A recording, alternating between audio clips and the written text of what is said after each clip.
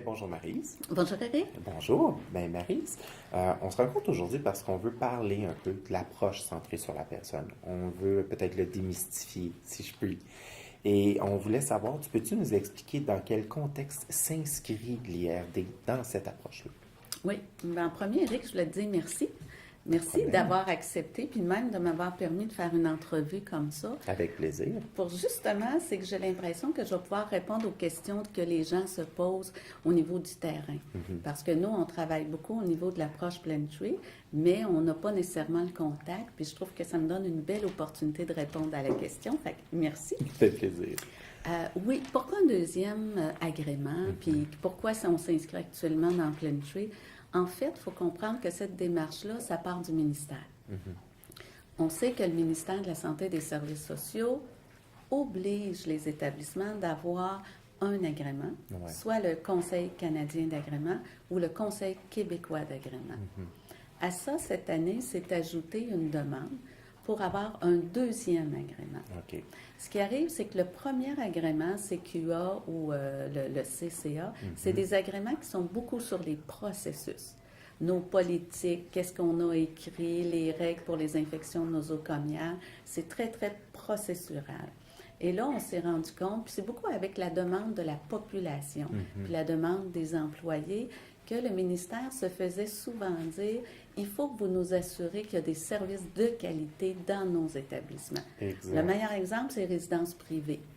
On n'arrête pas de demander au gouvernement quand est-ce qu'ils vont mettre des normes, quand est-ce qu'ils vont évaluer la qualité, quand est-ce qu'ils vont baliser ou encadrer. Mais c'est à cette deuxième demande-là qu'on répond comme IRD, mais comme tous les autres établissements. Exactement.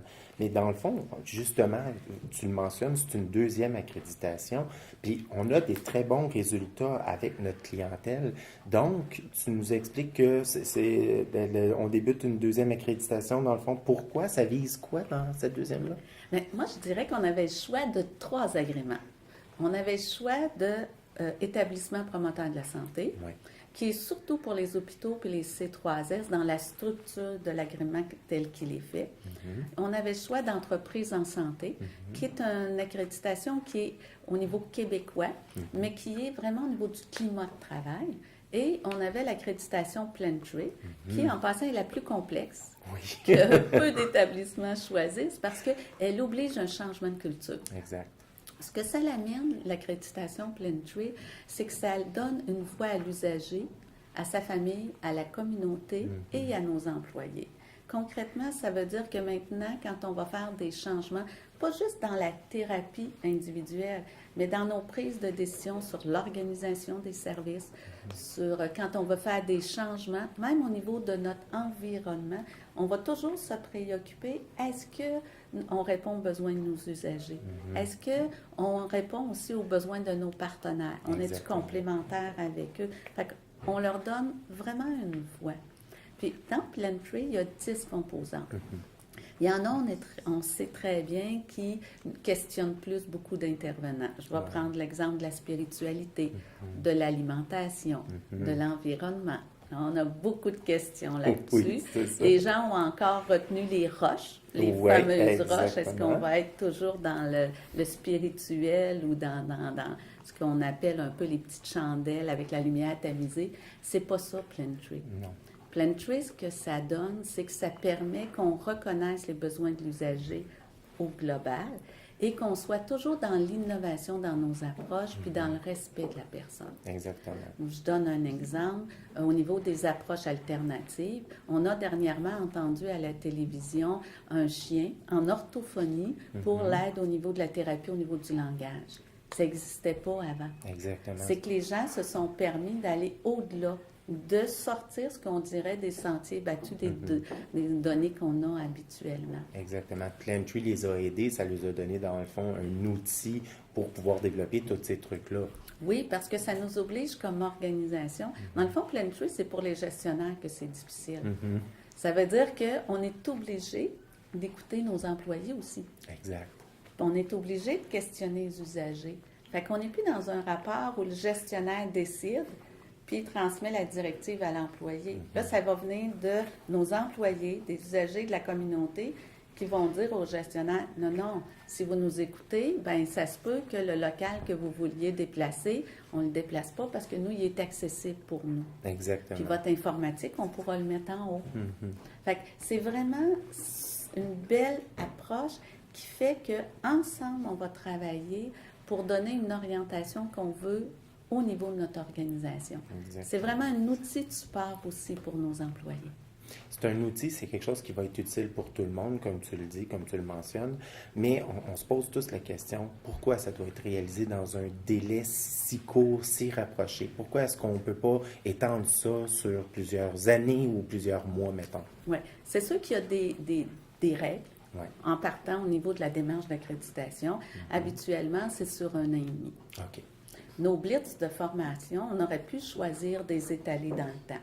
Il y avait comme autant de positifs que négatifs que des faire tout d'un coup ou des étalés dans le temps. Nous, on a choisi des faire d'un coup pour une raison particulière.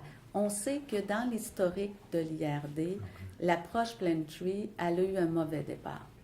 Les gens restent accrochés sur des anciens prémices et ce qu'on voulait, c'est s'assurer que rapidement, tout le monde ait la bonne intervention, la bonne information. Oui. On veut que les gens sachent c'est quoi Plentry aujourd'hui. Pas hier, pas les roches, pas qu'est-ce qu'on a mal fait. Mais là, on a dit, OK, on reprend. On se l'approprie en gestion, on se l'approprie avec nos employés puis avec les usagers. Puis là, c'est important que les gens comprennent rapidement c'est quoi.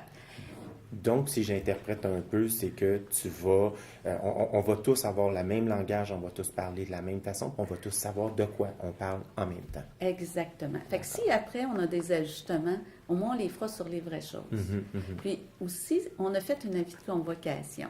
Et là, en passant, je veux dire que Plentry, là, ce n'est pas tout le monde est heureux, tout le monde va faire ce qu'il veut, il n'y a plus de règles, on est dans une approche humaniste. Il y a le fonctionnement d'un établissement. On a des services à donner de 8 à 4, on a une organisation, ça, on va maintenir ça. Exactement. Ce qui fait qu'on a fait une convocation, c'est qu'on voulait éviter que les gens, au départ, choisissent de venir ou pas venir. Parce que sinon, on n'aurait pas eu la chance de changer la vision de Plentry. Exactement. Fait que c'est pour ça qu'on a dit, on va envoyer un avis de convocation, parce que pour le CA, le conseil d'administration, pour l'équipe de direction et de gestion, on trouve important de s'assurer que tous nos employés partagent la vision et la culture de Plentry. Ça ne sera plus un choix.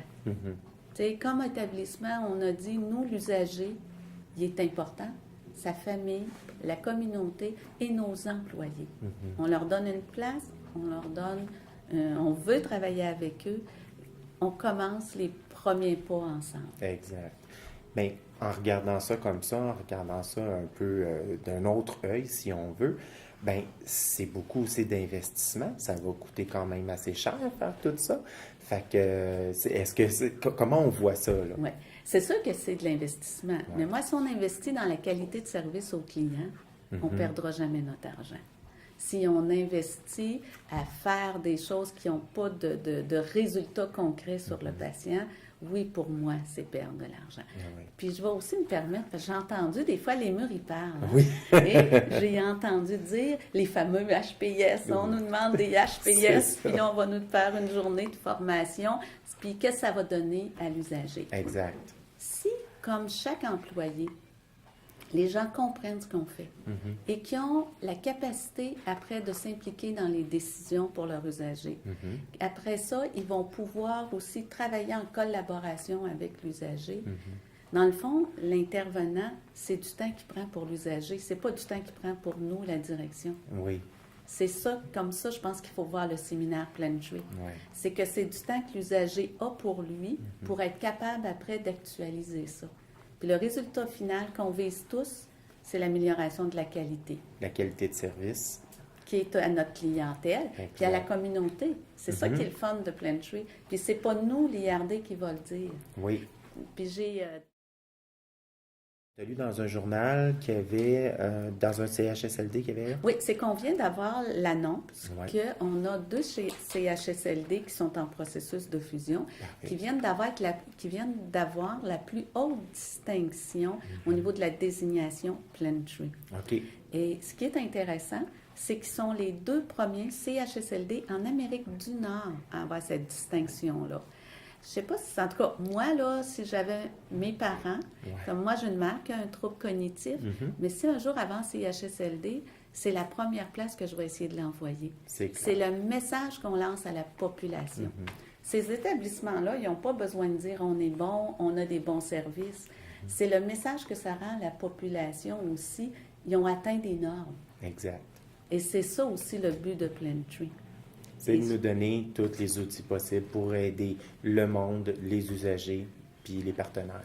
Exact. Puis que nos employés sentent qu'ils font partie de l'organisation, qu'ils ont une voix pour intervenir au niveau de l'organisation. Comme je disais, c'est vraiment un gros travail où l'équipe de gestion doit vraiment faire une place à tout le monde. Fait que c'est pas tant au niveau des employés. Des fois, on voit pas toujours ce qui se passe dans l'équipe de gestion au niveau de la direction. Mais même pour moi, oui. Tu peux pas être partout. Puis... Non, puis c'est pas moi qui va dire on fait ci, on fait ça. Exactement. Où on le dit actuellement, c'est dans des choses administratives.